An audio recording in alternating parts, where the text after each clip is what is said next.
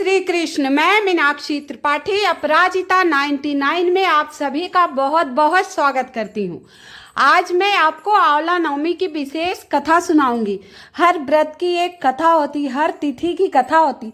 कहते हैं आप व्रत कर पाए ना कर पाए, लेकिन कथा अवश्य जानना चाहिए। किस पर्पस से, किस उद्देश्य से ये व्रत पढ़ा है, किस उद्देश्य से यह विशेष तिथि आई है।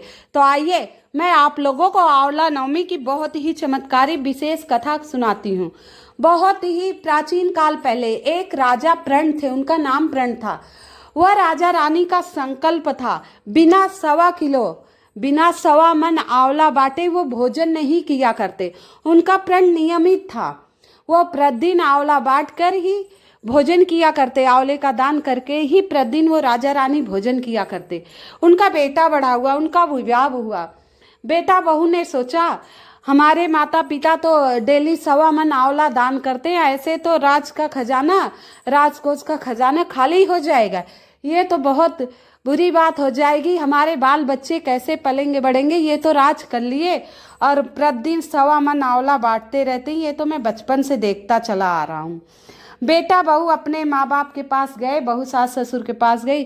बेटे ने प्रणाम किया, बोले हे पिताश्री, आप आंवला बांटते हैं, आंवले का दान करते हैं, आपका नाम भी आमल का राजा पड़ गया है और आप इतना दान करेंगे आंवले का प्रतिदिन, वो भी कभी कभी करे तो समझ में आता है, प्रतिदिन करेंगे तो राजकोष खाली हो जाएगा। कृपया दान करना बंद कर दीजिए।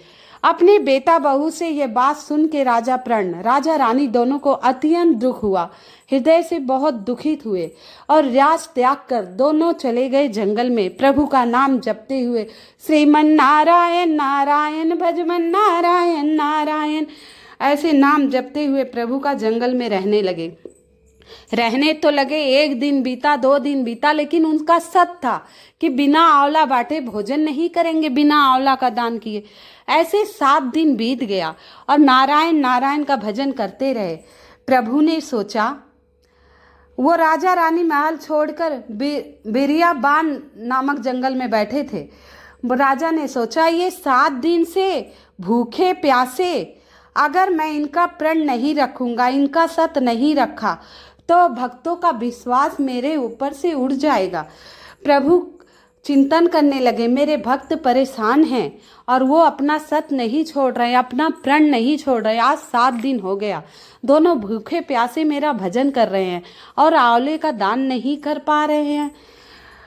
प्रभु वो दोनों रात में सो गए। प्रभु ने क्या किया, प्रभु की महिमा, वहाँ राजा के महल से बड़ा महल, राजा के राज से बड़ा राज्य बना दिया और बगीचे में बहुत सारे हजारों आंवले के पेड़। वो आंवला नवमी का ही दिन था, कार्तिक मास की शुक्ल पक्ष की नवमी था।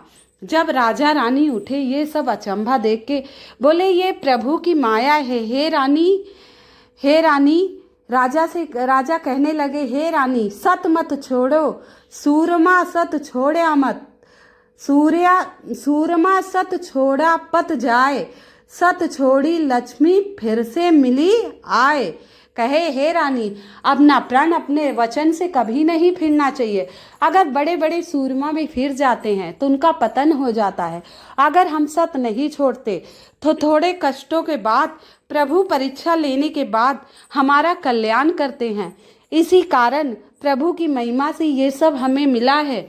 तुरंत राजा रानी ने स्नान किया, प्रभु की प्रेम पूर्वक पूजा की और आरती की। इसके बाद 1.25 मन आंवले का दान किया। उसके बाद उनके दास दासियां स्वादिष्ट भोजन में दे प्रभु को भोग लगा के उन्होंने प्रसाद ग्रहण किया और कहा, हे प्रभु, जो आंवला नवमी के दिन आंवला अन्न वस्त्र धन का दान करेगा, उसे उसी जन्म में फल देना प्रभु, अक्षय फल देना, उनके सारे दुख दारिद्र्य हर लेना।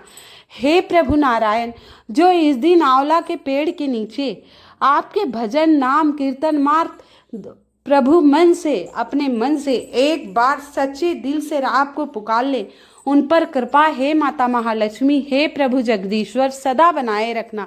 राजा प्रण ने वह वर मांगा, प्रभु भगवान विष्णु माता लक्ष्मी ने उन्हें वरदान दिया, कार्तिक मास की अक्षय नवमी आंवला नवमी के दिन जो दान धर्म किया जाएगा, जो भक्तिपूर्ण हवन किया जाएगा, उसका अक्षय फल उसी जन्म में उन्हें प्राप्त होगा। अगले जन्म का इंतजार नहीं करना पड़ेगा।